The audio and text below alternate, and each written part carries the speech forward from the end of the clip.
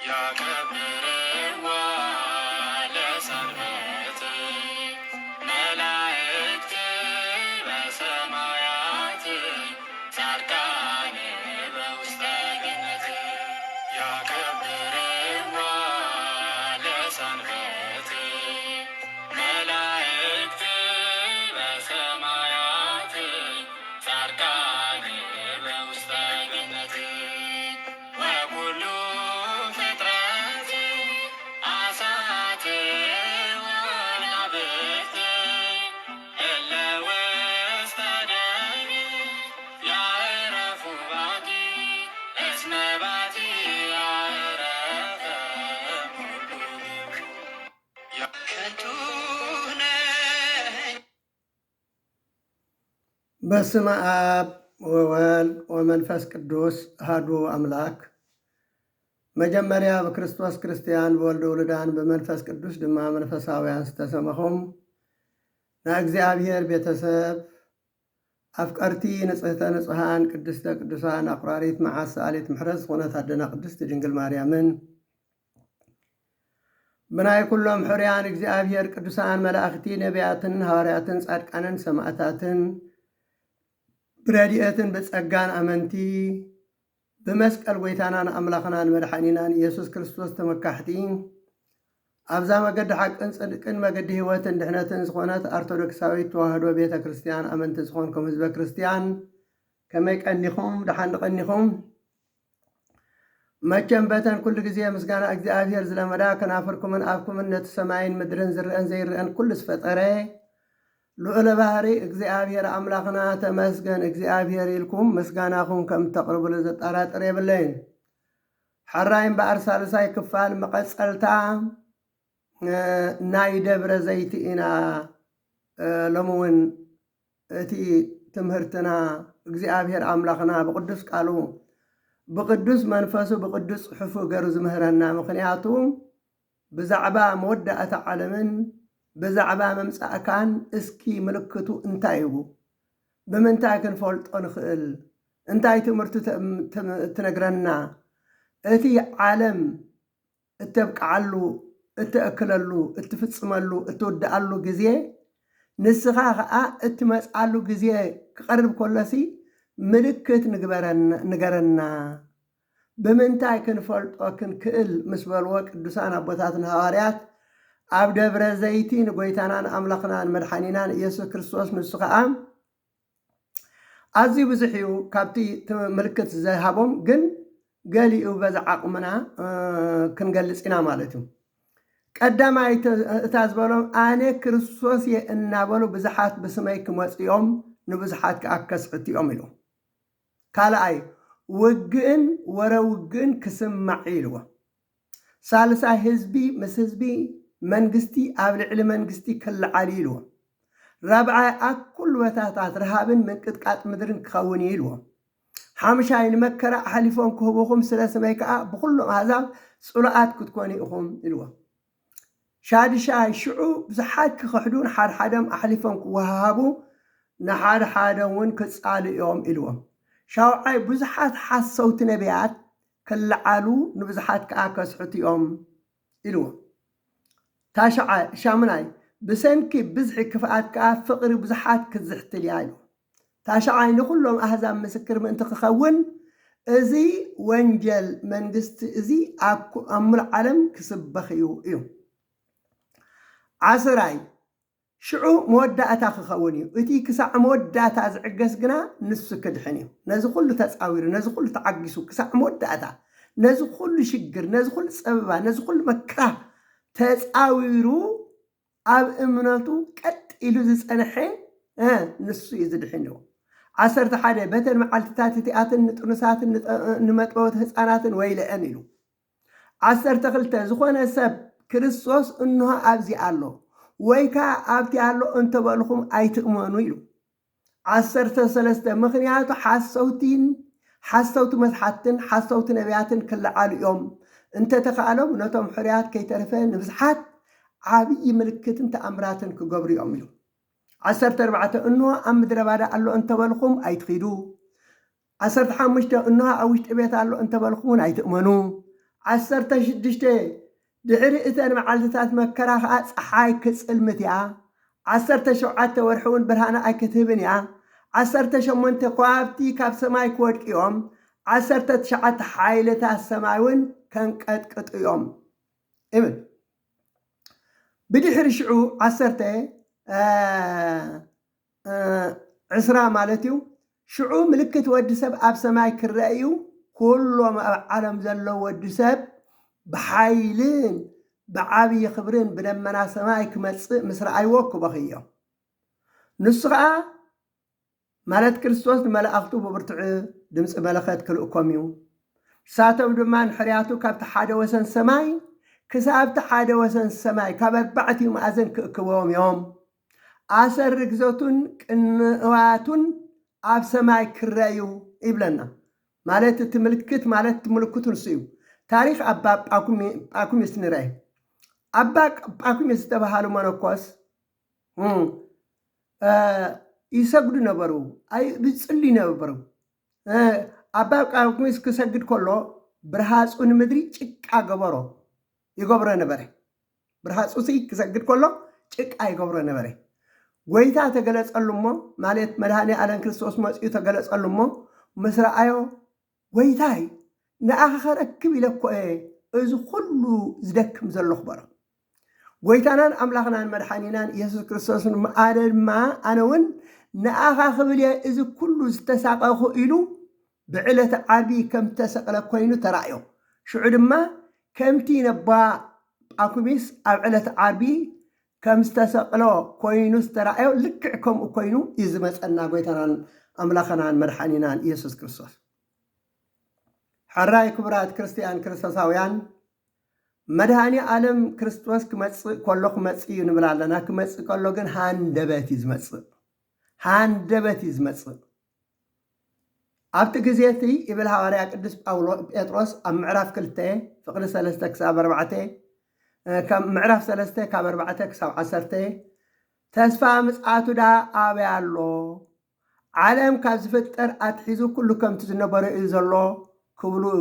ሰማያትን ምድርን ብቃል ኣምላክ ከም ዝተፈጥረ ኮነ ኢሎም ክርስዕዎ እዮም ይብሉ ኢኹም ኣብቲ ግዜ እዚ ኣበይ ኣሎ ክመፅእ ትብሉ ነበርኩም ክርስቶስ እንታይ ደኣ ዘይመፅእ ዓለም ካብ ዝፍጠር ከምኡ ኢሉ ነይሩ ከምኡ ኢሉ ከዓ ክነብር እዩ ክብሉ እዮም ካብ ዝፍጠር ኮነ ኢሎም ክርስዕዎ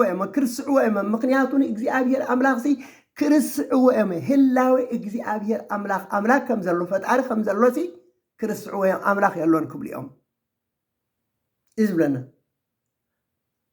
መዓልቲ ጎይታ ግና ከም ሰራቀ ሃንደበት ክትመፅእ ኢለ ሃንደበት ከምዚ እንዳበሉ ከለዉ ከም ዓለም ከም ዝነበረ እንዳሉ ዘሎ እናበሉ ከለዉ እናተዛነዩ ከለዉ ሃንደበት መዓልቲ ጎይታ ተባሃለ ዘላ እታ ጎይታናን ኣምላኽናን መድሓኒናን ኢየሱስ ክርስቶስ ዝመፀላ መዓልቲ እያ ሽዑ ሰማያት ጥዋዕዋዕ ኢሉ ክሓልፍ እዩ ፍጥረት ሰማይ ምድርን ኣብኡ ዘሎ ኩሉን ብሓዊ ነዲዱ ክመክኽ እዩ ሪኢኹም ሰማያት ጥዋዕዋዕ እናበለ ክሓልፍ እዩ ፍጥረት ሰማይ ከዓ ብሓዊ ነዲዱ ክመክኽ እዩ ክመክኽ በቃ ምኽክ ክብል ቅምስል ክብል ይብል ኣብ ራእይ ምዕራፍ 20 ፍቕዲ 11 እንተሪእና ዓብዪ ፃዕዳ ዝፋንን ነቲ ኣብኡ ዝተቐመጠን ረኣኹ ምድርን ሰማይን ካብ ቅድሚ ገፁ ሓደሙ ኣሰር ዘይብለውን ከኣጠፉ ይብል ሪኢኹም ራእይ ዮሃንስ እግዚኣብሔር ኣምላክ ገሊፅሉ ምክንያቱ ፅሩያት ልቢን ኣምላክ ክሪእዎ እሞ ብፁዓን እዮም ከም ዝበለ ጎይታናን ኣምላኽናን መድሓኒናን ኢየሱስ ክርስቶስ ኣብ ወንጀል ማቴዎስ ፅሩይ ልቢ ቁኑዕ ልቢ ሓንቲ ርስሓት ሓንቲ ኣበር ዘይብሉ ስለ ዝኾነ ቅዱስ ዮሃንስ መልኣኽ እግዚኣብሔር ኩሉ ኣርእይዎ እዩ ብዛዕባ ምፅኣት ይርዎ ከመይ ገር ክመፅእ ምዃኑ ጎይታናና ኣምላኽናን መድሓኒናን ኢየሱስ ክርስቶስ ተራእይዎ እዩ ዛረብ ዘሎ እንታይ ይብል ኣሎ ዓብዪ ፃዕዳ ዝፋን ብግእዝ ስለ ዝኾነ ምናልባት ዝፋን እንታይ ኢኻ ይንብል ዓብዪ መንበር ማለት ዓብዪ ዝፋን ነቲ ኣብኡ ዝተቐመጠን ከዓ ረኣኹ ማለት ኣበይ ኣብቲ መንበር ዝተቐመጠ ከዓ ረኣኹ እዩ ይብለና ዘሎ ምድርን ሰማይን ካብ ገፅ ሓደሙ ኣሰር ዘይብሎን ከኣጠፍኡ ሪኢኹም መን እቲ ተቐሚጡ ዘሎ ብቲ ዓብዪ መንበር እንተየላ ጎይታናን ኣምላኽናን መድሓኒናን ኢየሱስ ክርስቶስ ስለዚ ኣብኡ ዝተቐመጠ ረኣኹ ምስ በለ ምድርን ሰማይን ካብ ቅድሚ ገፁ ሓደሙ ኣሰር ዘይብሎም ከዓ ጠፍ ይብለና ርኢኹም ዝንሪኦ ዘለና እዛ ንሪኦ ዘለና ሰማይን ምድርን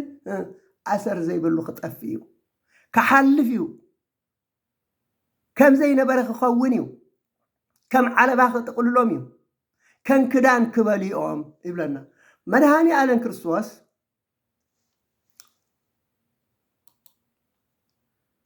በይነይቲ ሰዓትን እዋንን ከም ዝመፅእ ስለ ዘይንፈልጥ ኩሉ ግዜ ንልዋትን ክንከውን ይግባአና ምክንያቱም ሎሚ ዲ ዝመፀና ፅባሕ ዲ ዝመፀና ድሕሪ ፅባሕ ዲ ዝመፀና ለብዘበን ዲ ዝመፅእ ንዓመታ ዲ ዝመፅእ ዳሓራይ ድሕሪ ዘሎ ዓመት ዲ ዝመፅእ ንፈልጦ ስለ ዘይብልና ነርክበሉ ኢና ከይበልና ኩሉ ግዜ ቁርባት ሃንደበት እዩ ዝመፀና ስለዚ ኩሉ ግዜ ቁርባት ክንከውን ይግባአና ባዕሉ እንታይ ኢሉና ኣሎ ኣብ ወንጌል ማቴዎስ 24 ፍቕዲ 40 ጎይታኹም በየነይቲ መዓልቲ ከም ዝመፅእ ኣይትፈልጡን ኢኹም እሞ ንቑሑ ኣስተውልዑ በዓል ቤት በየናይ ክፍለ ግዜ ሰራቂ ከም ዝመፅእ እንተዝፈልጥ ነይሩ መነቕሐ ቤቱ ክትኩዓት ከላውን ሱቕ ኣይምበለን እምበኣር ከስ ንስኻትኩም ወዲ ሰብ ብዘይ ሓሰብኩም ማሰዓት ክመፅእ እሞ ተዳሊኹ ንበር ይብለና ርኢኹም ሰራቂ ዝመፀላ እንተዝፈልጥ ነይሩ በዓል ገዛ እታ ሰራቂ ዝመፀላ መዓልቲ ኣብ ገዝኡ መሓደረ እታ ገዝኡ ክስረቅ ከላውን መድሓና ነይሩ ስለዚ ጎይታናን ኣምላኽናን መድሓኒናን ኢየሱስ ክርስቶስ ከዓ ከምቲ ሰራቂ ሃንደበት መፂኡ ናብ ሓደ ገዛ ኣትዩ ሰሪቑ ዝወስዶ ሃንደበት እቲ በዓል ገዛ ከይፈለጠ ከምኡ ከዓ ሃንደበት ከይመፀኩም ጎይታኹም ኣምላኹም ፈጣሪኹም ኩሉ ግዜ ንቑሑ ኩሉ ግዜ ቁርባት ኩኑ ኩሉ ግዜ ድልዋት ኩኑ በየነይቲ መዓልቲ ከም ዝመፀኩም በየነይቲ ሰዓት ከም ዝመፀኩም ኣይትፈልጥን እሞ ተዳሊኹም ተቐሪብኩም ፅንሑ እዩ ዝብለና ክቡራት ክርስቲያን ክርስቶሳውያን ተዳሊና ዶ ንኸውን ተቐሪብና ዶ ንኸውን ተቐሪብና ክንፀንሖ ይግባአና እምበኣር ኣብ ራእይ ምዕራፍ 16 ፍቕዲ 15 እንታይ ይብል ከም ሰራቂ ይመፅእ ኣለኹ ኢሉ ከም ሰራቂ ይመፅእ ኣለኹ ባዕሉ እዩ ዝብል ዘሎ ጎይታናን ኣምላኽናን ከም ሰራቂ ይመፅእ ኣለኹ ጥራዩ ምእንቲ ከይኸይድ ንሓፍረቱ እውን ሰብ ከይርዮ እትን ዝነቅሕን ክዳኑን ቀሪቡ ዝፀንሕ ብፁዕ ይኹን ርኢኹም እንድሕር ዘይተቐሪብካ ፀኒሕካ ደቂስካ እንተፀኒሕካ ሃንደበት ገለ እንተበፂእካስ ጥራይ ከዓ ብድድ ክትብል ማለት ከመኣ ከዓ ሕጂ ከዓ ኣነ ንስኻትኩም ተግባር ፅድቂ ከይገበርና እንተፀኒሕና ጥራይና ኣለና ዕራቕና ኣለና ስለዚ ክዳኑ ዝጥርፍ ዝብለና ዘሎ መንፈሳዊ ተግባርና እቲ ቅዱስ ተግባርና ሒዝና ክንፀንሕ ኣለና ሓንቲ ዘይበልና መንፈሳውነት ዘይበልና እንተፀኒሕና ግን ጎይታናን ኣምላኽናን መድሓኒናን ኢየሱስ ክርስቶስ ክመፅእ ከሎ ከምቲ ጥራዩ ዝፀንሕ ሰብ ከምቲ ዕራቁ ዝፀንሕ ሰብ ክዳን ዘይብሉ ሰብ ዝፀንሕ ሰብ ልክዕከም ኢና ክንከም እታ መዓልቲ እቲኣ ብሃንደበት ከይትመፀኩም ምስሲ ብሃንደበት ብስስዕን ብስኽራንን ብሓልዮት ናብራን ልብኹም ከይኸበት ንነብስኹም ተጠንቀ ይብለና ኣሎ ብሃንደበት ከይትመፀኩም ኣብ ስስዕቲ ኣብ ስኽራን ኣብ ሓልዮት ናብራ ኣብ ዝተፈላለየ ካልእ ናይ ዓለም ጥራይ እናሃለኹም ከለኹም ከይትመፀኩምሲ ተጠንቀቑ እታ መዓልቲታ ኣብ ኩላ ገፅ ምድሪ ንዝነበሩ ከም መፈንጠራ እንታይ ክትበፅሖም እያ መፈንጠራ ንፈልጦ ኢና መፈንጠራ ሲ ንዘን ቆቕሓት ገለመለ ኣብ በረኻ እኽሊ ግብር ኣቢልካ ተፃውደለን እሞ ድሕሪ ሽዑ ነታ እኽሊ ክበልዓ ክብላ ፍንጥር ኣቢላ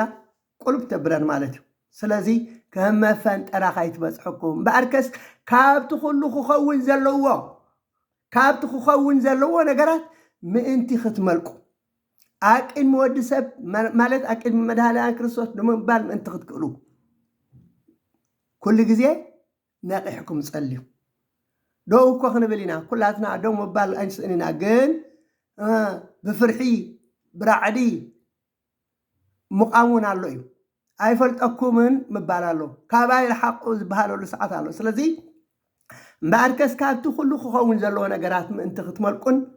ኣቅድሚ ወዲ ሰብ ኣቅድሚ መድሃኒ ኣነ ክርስቶስ ደው ምባል ምእንቲ ክትክእሉ ኩሉ ግዜ ነቂሕኩም ፀልዩ ርኢኹም ነቂሕካ ተዳሊኻ ተቐሪብካ ክትፀንሕ ይግባአና ማለት እዩ ኣብ ወንጌል ማቴዎስ ምዕራፍ 24 ፍቕዲ 37 እንታይ ይብለና ከምቲ ብዘመን ኖህ ዝኾነ ምፅኣት ወዲ ሰብ ከዓ ከምኡ ክኸውን ኢሉ ክሳብታ ኖህ ናብ መርከብ ዝኣተወላ መዓልቲ ክበልዑን ክሰትዩን ከውስቡን ከዋስቡን ዝጸንሑ እሞ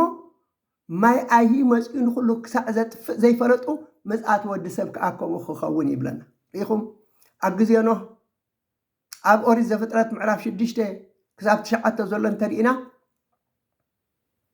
ከምዚ ሕጂ ካብ እግዚኣብሔር ዓሊናዮ ዘለና ካብ እግዚኣብሔር ርሒቕናዮ ዘለና ርሒቆም ነይሮም ኣብ ዝሙት ኣብ ዝተፈላለዩ ሕማቕ ኣብ ዓመፃትን ተዋፊሮም ነይሮም እግዚኣብሔር ኣምላኽ ሰብ ብምፍጣሩ ተታዕሰ እዩ ዝብለና ተታዕሰ ነዚ ዝፈጠርክዎ ሰብ እንታይ ክገብሮ የበለ እሞ ካብ ገጽ ምድሪ ክድምስሶ የበለ ሓደ ጻድቕ ኖህ ጥራይ ዝረኸበ እዚ ኖህ ክንድሕን ስለ ዘለዎ መርከብ ስራሕ ኢልዎ ብመላእኽቲ እንዳተሓገዘ ን100 ዓመታት ዝኣክል መርከብ ሰሪሑ ክሰርሕ ከሎ ኣብ ምድሪ ሰርሓ ስለ ዝነበረ ይስዕቆ ነይሮም ይዋዝሉ ነይሮም እዛ ክንዲዚ ትኣክል ምክንያቱ ኣዝያ ገዛፍ እያ ነይራ እታ መርከብሲ እጃፍ ኩለን እንስሳታት በብዓይነተን ተባዕታይን ኣንስታይን እውን ናባኻ ክትእትዎ ኢኻ ኢሉ 3 ክፍሊ ዘለዋ ገሪኡ ሰርሕዋ ነይሩ ስለዚ እዛ ክንዲዚ ትኣክልሲ ኣበይ ኣብ ደረቕ ዝሰርሓ ዘሎሲ ከመይ ገራ ክትከይድ እያ ኢሎም ይዋዝሉን ይስሕቁሉን ነበሩ ይብለና ይዋዝዩን ይስሕቁዎን ነበሩ ኖህ ንሳቶም በቃይ እንዳስሓቁ ይበልዑ ይሰትዩ ይምርዓው የማርዑ ጸንሑ ሃንደበት ማይ ኣይሂ ከዓ መጽኡ ንኩሎም ኣጥፍኦም ነው ትንፋስ ዘለዎ ሰብ ማይ በፍንጩ ኣትይዎ ኩሉ መተ ይብለና ምክንያቱ እቲ ማይ ብላዕሊ መሳኹቲ ሰማይ ተኸፍተ ብታሕቲ እውን ፈሊቁ ንላዕሊ ወፀ ይብለና ገንፊሉ ንላዕሊ ወፀ ስለዚ ነዋሕቲ እምባታት ክሳብ ዝድፈን ክሳብ 15 እመት ወይ ከዓ 7 ሜትሮ ፍረቃን ሜትሮ ዝኣክል ክሳብቲ ነዋሕቲ እምባታት ከይተረፈ ተደፊኑ ኖህ ኣብታ መርከብ ምስ ኣተወ እታ ኖህ እታ መርከብ ፀለሊላ እቶም ዝበልዑ ሰተዩ ዝስሕቁ ዝዋዝዩ ዝነበሩ ግን ተዋሒጦም ጠፊኦም ስለዚ ንስኻትኩም ከዓ ከምቲ ብዘመን ኖህ ዝኾነ ምጽኣት ወዲ ሰብ ከዓ ከምኡ ክኸውን እዩ ክሳዕታ ኖህ ናብ መርከብ ዝኣትወላ መዓልቲ ክበልዑ ክሰትዩ ከውስዎ ከዋስቡ ዝጸንሑ እሞ ማኣይሂ መጽኡ ንኩሉ ክሳዕ ዘጥፍእ ዘይፈለጡ ምጽኣት ወዲ ሰብ ከዓ ከምኡ ክኸውን እዩ እምበኣርከስ ጎይታኹም ኢሉ በነይቲ መዓልቲ ከም ዝመጽእ ኣይትፈልጡን ኢኹም እሞ ንቑሑ ኣስተውዕሉ በዓል ቤት በነይቲ ክፍለ ግዜ ናይ ለይቲ ሰራቕ ከም ዝመጽእ እንተ ዝፈልጥ ምነቕሐ ነይሩ ንስኻትኩም ወዲ ሰብ ብዘይሓሰብኩም ሰዓት ክመጽእ እሞ ተዳሊኹም ንበሩ ይብለና ተዳሊኹም ንበሩ ፍርቂ ለይቲ ደረህነቆ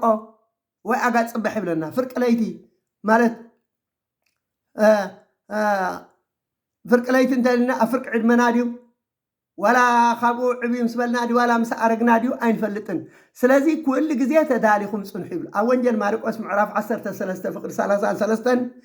እቲ ግዜ መዓስ ምዃኑ ኣይትፈልጡን ኢኹም እሞ ተጠንቀቁ ንቑሑ ጸሊ ይብለና መዓስ ከም ዝኸውን ኣይንፈልጥና ንፈልጥ ዲና ንሕና ናብ ዝኾነ ቦታ ክንከይድ ከለና ኣብዚ ቦታ እዚ ክንበፅሕ ኢና ንብል ግን ኣብኡ ካይበፅሕና ትፈልጥዎም ኣሕዋትኩም መሓዝትኩም ዕርኽትኩም ደቂ ዓድኹም ክንደይ ሰባት ናብዚ ቦታ እዚ ደሊና ኣለና ኢሎም ዝተበገሱ እሞ ኣብ ዝተደለይዎ ቦታ ከይበፅሑ እግዚኣብሔር ኣምላኽ ዝወሰዶም መዓልቶም ዝፀውዖም ኣዝዮም ብዙሓት ማእለያ ዘይብሎም እዮም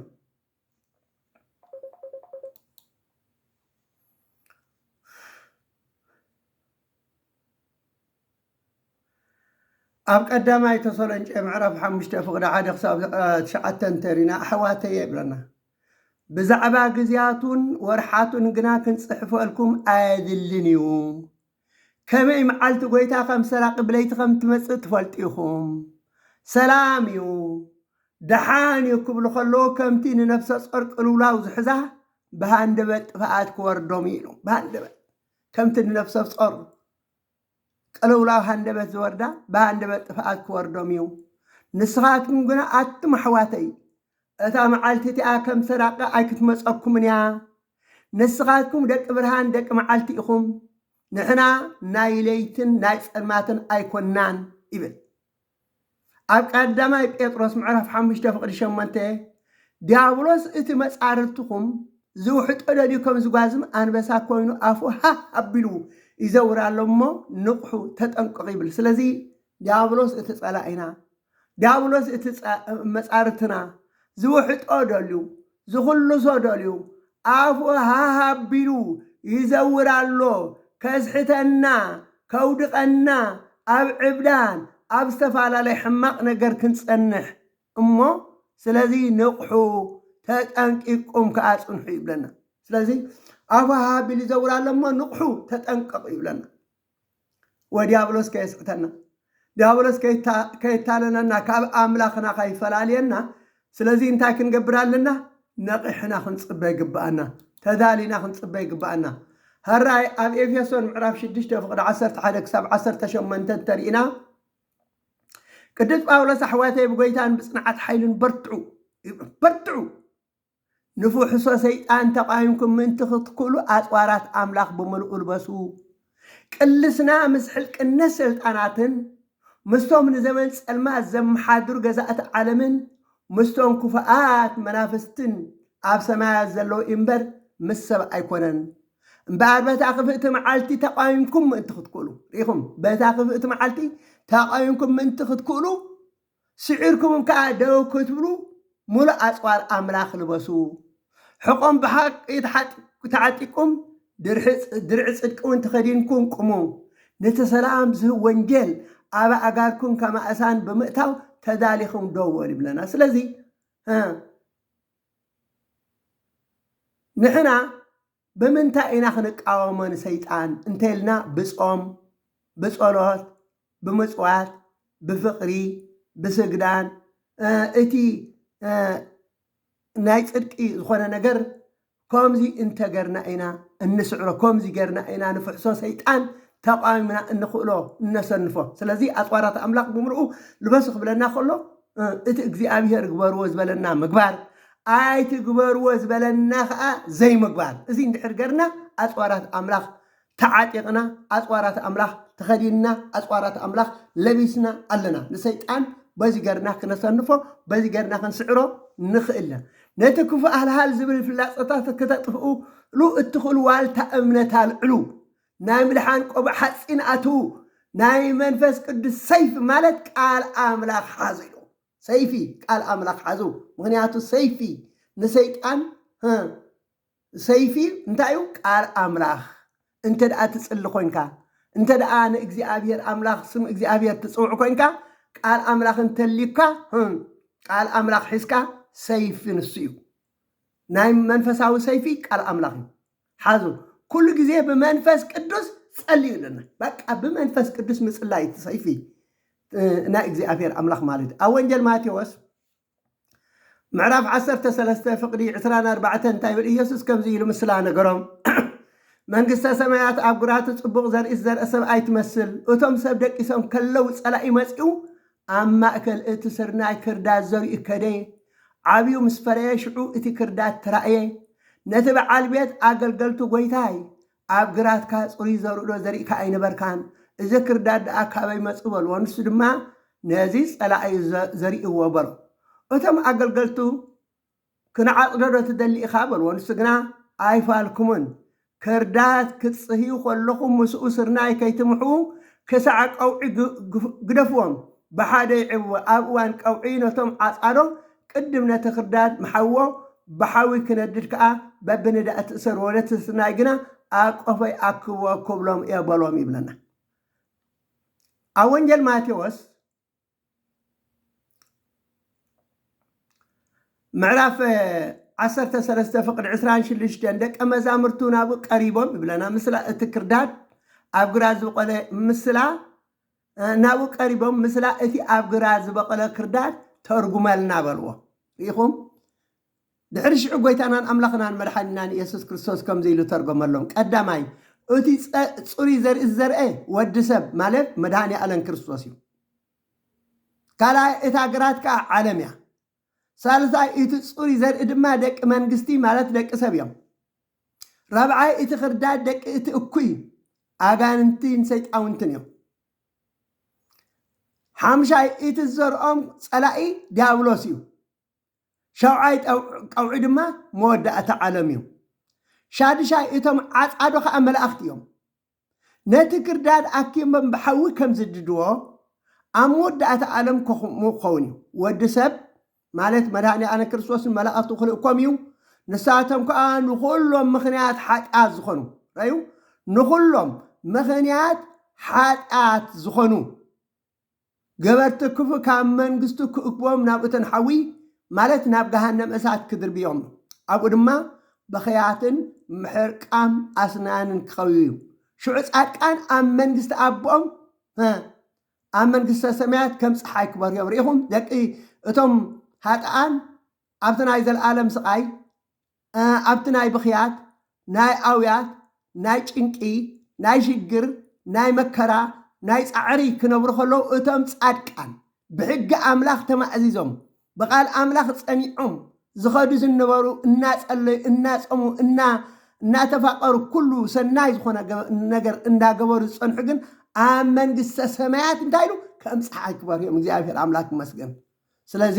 ከም ፀሓይ ክንበርዕ ኣብ መንግስተ ሰማያት እንታይ ክንገብር ይግባአና ተዛሊና ተቐሪብና ክንጸንሕ ይግባአና ሃንደበት እታ መዓልቲ ከይትመፀና ክፍልና ምስቶም ኣብቲ ናይ ዘለዓለም ጸልማት ኣብ ማሕቡስ ኣብ ናይ ስቃይ ኣብ ናይ ብኽያት ዝነብሩ ዘይኮነስ ምስቶም ከም ፀሓይ በርዮም ንዘለዓለም ዝነብሩ ክንነብር ምእንትን ኣብ ወንጌል ማቴዎስ ምዕራፍ 3 ፍቕሪ 12 ሉቃስ 3:17 ዓውዲ ዘጽርየሉ መስአ ኣብ ኢድ ኣለዎ ይብለና ስርናይ ናብ ቀፎ ይክብ ነቲ ሓሰር ግና ብዘይጠፍእ ሓዊ ከንድዶ ይብለና ኢኹም ዓውዲ ዘጽርየሉ መስአ ኣብ ኢድ ኣለዎ ማለት መስአ ክልተ ቀርኒ እዩ ዘለዎ ክልተ ቀርኒ ኣለዎ በቲ ክልተ ቀርኒ ገይሩ ከዓ ገርካ ከዓ ነቲ ዓውዲ ነቲ ሓሰርን ነቲ ስርናይን ትፈላለዮ ነቲ ሓሰር ኣብ በረኻ ተቐምጦ ማለት እዩ ነቲ ስርናይ ከዓ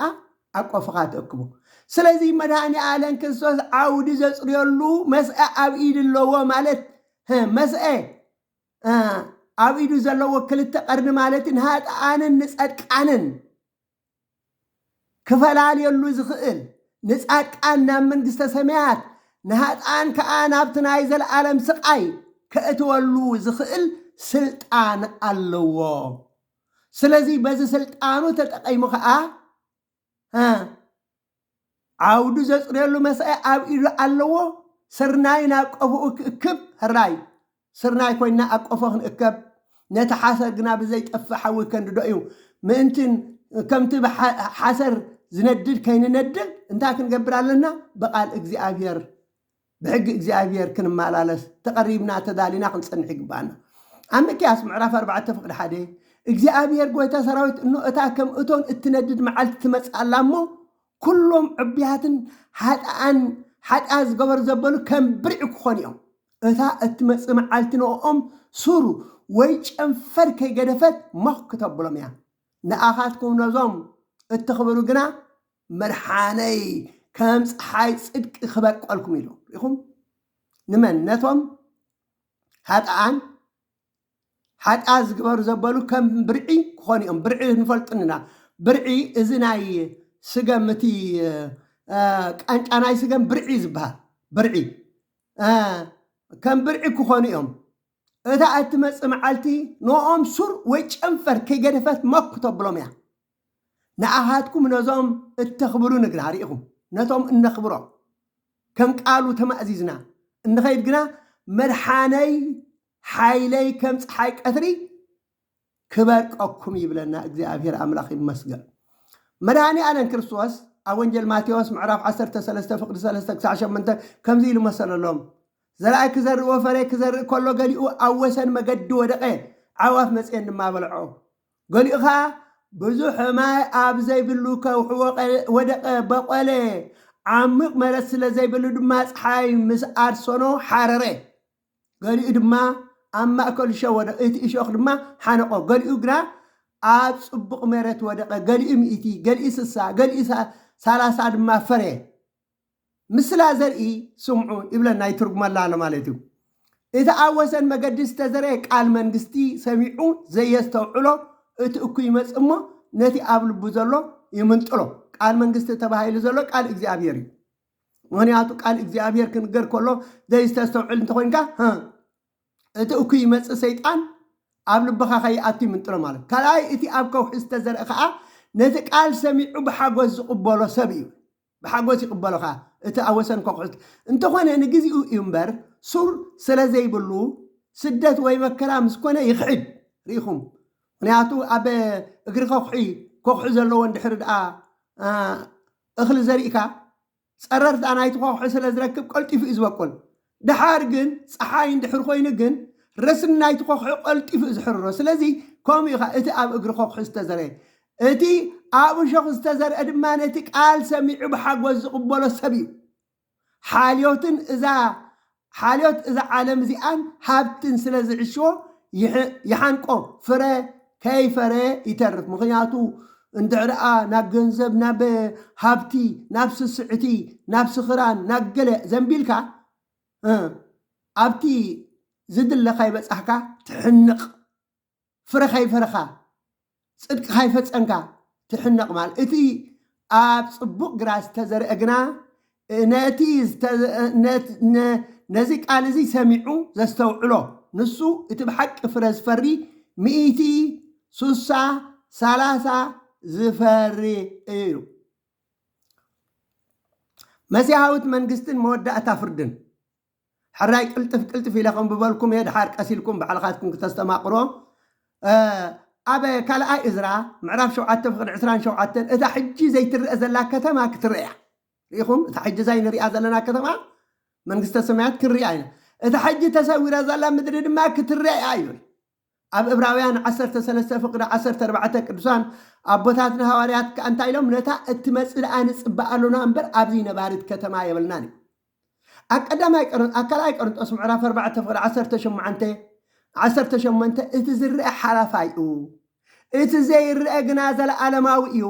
ንሕና ኣብቲ ዝርአ ዘይኮነስ ኣብቲ ዘይርአ ኢና ንጥምት ዘሎና ከም ዝብል እቲ መሲሕ ዝኾነ ወደይ ምስቶም ምስኡ ዝመፁ ክግለጽ እዩ ንሱ ንኩሎም ሄዋን ሓጎስ ከምፅኣሎም ኣብ መወዳእታ ዓለም ኩሉ ፍጥረት ሰብን ክመቱ እዮም ሽዑ ዓለም ናብቲ ናይ ቀደም ስቕታ ክትመለስ እያ ይብለና ምክንያቱ ሰብ ዘይብላ ክትነብር እያ ማለት መወዳእታ ድሕሪ ምጽኣት ክርስቶስ ንሸውዓተ መዓልቲ ከምቲ ኣብ መጀመርታ ዝነበርቶ ክትከውን እያ ምድሪ ነቶም ኣብኣ ደቂሶም ዘለዉ ክትመልሶም እያ ርኢኹም ደቂሶም ዘለዉ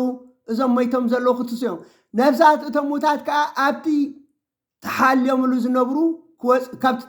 ዝነብሩ ክወፁ እዮም ምክንያቱ ክሳብ ምጽኣተ ክርስቶስ ክልተ ምሕለው ቦታ ኣሎ ሲኦልን ገነትን እየ ጻድቃን እንድሕር ኮይኖም ኣብ ገነት ይጸንሑ ሃጣንቲ ኮይኖም ከዓ ኣብ ሲኦል ይጸንሑ ክርስቶስ ምስ መፀ ግን እቶም ኣብ ሲኦል ዝጸንሑ ናብ ገሃነመ እሳት ናብቲ ዝበርትዐ ናይ ስቃይ ቦታ ክኸዱ እዮም እቶም ኣብ ገነት ዝጸንሑ ከዓ ናብ መንግስተ ሰማያት ናብቲ ዝበለፀ ናይ ዘለኣለመ ህይወት ናይ ሓጎስ ደስታ ክኸዱ እዮም ስለዚ ነፍሳት እቶም ምዉታት ከዓ ካብቲ ተሓልዮምሉ ዝነበሩ ክወፅ እዮም ልዑል ኣምላኽ ኣብ መንበር ፍርዱ ክርአ እዩ ምሕረትን ትዕግስትን ጠርሸን ክጠፍኣ ብፍርዲ ክትከኣ እየ ሽዑ ምሕረት ዝበሃል የለን እታ ዝገበርካያ ሽዑ ምሕረትን ትዕግስትን ጠርሸን ክጠፍኣ ብፍርዲ ክትከኣ እየ ሓቅን ተኣማንነትን ከም ሓድሽ ክጸንዓ እየን እቲ ሰባት ዝገበርዎ ሰናይ ክፉእን ከዓ ብሙሉእ ክግለጽ እዩ ዓስብን መቕጣዕትን ሽዑ ንሽዑ ክስዕባ እየን ናይ ስቃይ ጉድጓድን ናይ ገሃነም ሓውን ክግለጽ ይርኢኹም ናይ ስቃይ ጉድጓድን ናይ ገሃነም ሓውን ክግለጽ እዩ ብኣንጻሩ ድማ ሓጎስን ዕረፍትን ዝመልኦ መንግስተ ሰማያት ከዓ ክግለጽ ኢልኩም ርኢኹም መንግስተ ሰማያትን እታ ጉድጓድ ተባሂላ ገሃነም እሳት ማለት እዩ ሽዑ ልዑል ኣምላኽ ነቶም ካብ ሞት ዝተንስኡ ህዝቢ ንስኻትኩም ንኣይ ኢኹም ዘኽሓድኩም ንኣይ ኢኹም ምግልጋል ዝኣበኹም እቲ ኣይንእዘዞን ኢልኩም ዝኣበኹምሞ ድማ ትእዛዘ እዩ ናብ ዙርያኹም እመርኣዩ በቲ ሓደ ወገን ሓጎስን ሰላምን ኣሎ በቲ ሓደ ወገን ከዓ ሓውን ስቃይን ኣሎ ክብሎም እዩ ኣብ ግዜ ፍርዲ ኣብ መዓልቲ ፍርዲ ፀሓይን ወርሕን ከዋኽብትን ኣይክህልውን እዮም ደመናን ነጎድጓድን መብረቅን ነፋስን ማይን ጸልማትን ምሸትን ግሓትን ሓጋይን ጽድያን ክረምትን ሙቐትን ቁርን ዛሕልን በረድን ሸምበባን ኣውልን ቀትርን ለይትን ወጋሕታን ብርሃን መዓልትን መብራህትን ኣይክህሉን እዩ እቲ ኣንጸባራቂ ብርሃን ልዑል ኣምላኽ በይኑ ነፍሲ ወከፍ ከም ዝርኢ ክገብሮ ይሽዑ ፀሓይ የልቦን ወርሒ የሎን ከዋኽብቲ የሎን መንዳ ኣሉ ባዕሉ እግዚኣብሔር ኣምላኻ ፀሓይናን ብርሃናን ክኸውን ብርሃና የድልን እዩ ፀሓያ የድልን እዩ ወርሓ ኣይተድልን እያ ባዕሉ እግዚኣብሔር ኣምላኽ ፀሓይና እግዚኣብሔር ኣምላኽ ብርሃንና ከብርሃልና እዩ ኣብ ራእይ ምዕራፍ 21 ፍቕዲ 13 እንታይ ይብለና ኣብታ ከተማ መቕደስ ኣይረኣኹን ይብል ራእይ ዮሃንስ እቲ ኩሉ ዝኽእል እግዚኣብሔር ኣምላኽን እትገንሸልን ማለት ትገንሸል ተባሂሉ ዘሎ መድኃኒ ዓለም ክርስቶስ እዩ መቕደሳ እዮም እታ ከተማ እቲኣ ፀሓይ ወይ ወርሒ ከብርሁላ ኣየድልያን ይብሉ ኢኹም እታ ከተማ ተባሂላ ዘላ ኢየሩሳሌም ሰማዊት ማለት እታ ንዘለዓለም ክንነብረላ ተስፋ ንገብረላ ዘለና እታ ከተማ እቲኣ ፀሓይ ወይ ወርሒ ከብርሁላ ኣየድልን እዩ ከመይ ክብሪ ኣምላኽ ኣብሪሁላ ኣሎ መብራህታ ድማ እትገንሸል እዩ መብራህታ መን ኢልና እትገንሸል መድኃኒ ዓለም ክርስቶስ እዩ ብርሃና መብራህታ ንስኡ ካል ብርሃና የድልን ኩሎም ነገስታት ብብርሃና ክመላለሱ እዮም ኢሉ ኣብ ኢሳያስ ምዕራፍ 60 ፍቕዲ 19 ኣነ እግዚኣብሔር ዘለዓለሙ ብርሃንኪ ክኸውን እየ ይብል ክብረይ ከንጸባርቐልኪ እሞ ድሕሪ እዚ ፀሓይ ብመዓልቲ ብርሃንኪ ኣይክትከውንን እያ ወርሒ ድማ ብምድማቓ ኣይክተብርሃልክን እያ ይብል ኣብ ኢሳያስ ምዕራፍ 24 ፍቕዲ 23 ሽዑ ክትጽልምት እያ ፀሓዩን ብርሃና ኣይክትህብን እያ ከመይ እግዚኣብሔር ጎይታ ሰራዊት ኣብ እምባጽዮን ኣብ ኢየሩሳሌም ክነግስ እዩ መብራህቲ ህዝቢ ድማ ክብሩ ክርእዮም እዮም ይብል ቀፂሉ እዝራ ነቲ ዝገልጸሉ ዝነበረ መልኣኽ ከምዚ ኢሉ ሓተቶ ኣብዚ ዓለም እዚ ዘብር ሰብ ሓጢኣት ዘይገበረ ሓደ እኳ የልቦን ኪዳንካ ዘየፍረስ ሓደ እኳ የልቦን እቲ ዝመጽእ ዓለም ንውሑዳት ሰባት ሓጎስ ንብዙሓት ሰባት ከዓ ስቃይ ከም ዝመጽእ ሕጂ ተረዲእ ኣለኹ እቲ ብውሽጥና ኮይኑ ዝደፍኣና ክፍኣት ዓብዪ ኣብ መገዲ ኣምላኽ ኣርሓቐና ናብ ጥፍኣት ከዓ ኣብፅሓና ብመገዲ ሞት ጥፍኣትን መርሓና ካብ ህይወት ኣርሒቑ ፈላለና ኣጥሂኡና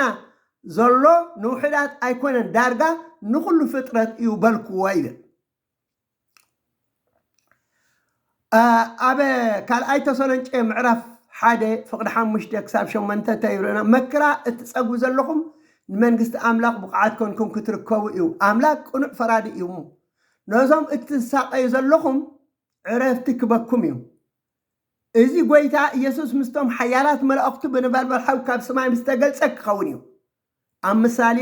ምዕራፍ 4 ፍቕዲ 18 ክሳብ 20 ተሪና መገዲ ጻድቃን ከም ፀሓይ ብርሃን ወገግታ እያ ፍጹም መዓልቲ ክሳዓት ትኸውን ከዓ እናወስኸት ትበርህ መገዲ እኩያት ግና ከም ለይቲ ጸልማት እያ እንተወደቑ እንታይ ከም ዝዕንቅፎም ኣይፈልጡን እዮም ይብለና ስለዚ ክቡራት ክርስቲያን ክርስቶሳውያን ናይ እግዚኣብሔር ቤተሰብ እዚ ዓለም እዚ ሓላፊ ምዃኑ ዘይሓልፍ መንግስተ ሰማያት ይጽበየና ከም ዘሎ መድኃኒ ዓለም ክርስቶስ ክመጸና ምዃኑ ክወስደና ምዃኑ ኣብታ ናይ ዘለዓለም ቤትና ክንነብር ምዃንና ኣሚንና ክንጽበዮ ኣብ እምነትና ቀጢልና ኣብ እምነትና ጸኒዕና ይግባአና እሞ እዚ ክንገብር እግዚአብሔር ኣምላኽ ይሓግዘና እግዚአብሔር ኣምላኽ ይደግፈና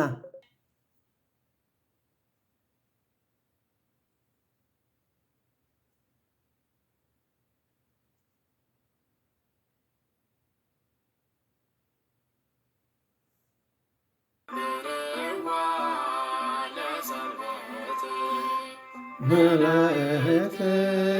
ሰማያት ጸጋን ያከብርዋ ለሰንበት መላእክት በሰማያት ጸጋን ሁሉ ፍጥረት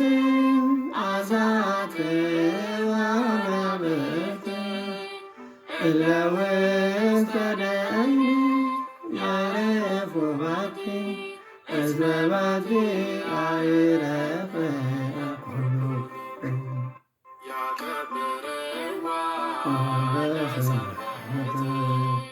መላእክት በሰማያት ጻድቃን በውስተ ያከብርዋ ለሰማዕት መላእክት በሰማያት ጻድቃን